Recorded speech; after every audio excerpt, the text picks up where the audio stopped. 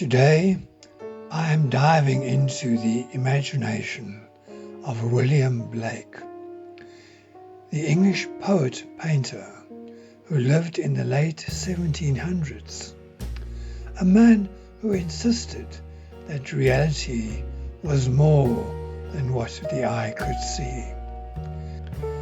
Blake grew up in London, surrounded by cramped streets, political tension, and industrial smoke.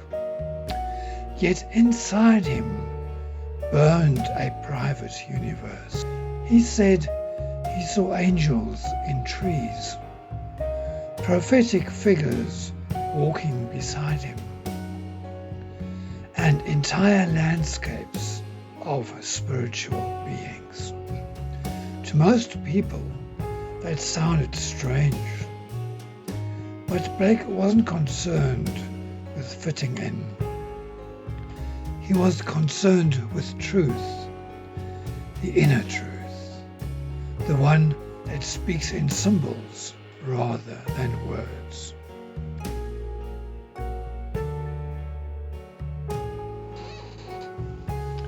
This painting is William Blake's The Ancient of Days, created in 1794 as the frontispiece to his prophetic book, Europe, a Prophecy. It is one of the clearest windows into Blake's personal mythology. A mythology he built from scratch, filled with his own gods, symbols, and visions. The figure we see is Urizen, Blake's embodiment of reason, law, measurement, and the cold architecture of the universe. Urizen is not a benevolent god, nor an evil one. He is the principle of order itself, the force that carves boundaries into the chaos of creation. Blake portrays him crouched at the very edge of the cosmos, balanced on a storm cloud, with his hair and beard whipped backwards by a cosmic wind. His muscles are tense and illuminated, not to show physical power, itself.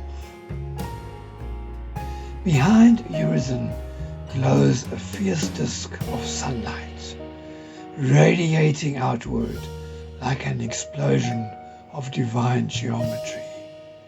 But at its edge, the light is swallowed by dark, swirling clouds, hinting that the act of creation is both illumination and limitation.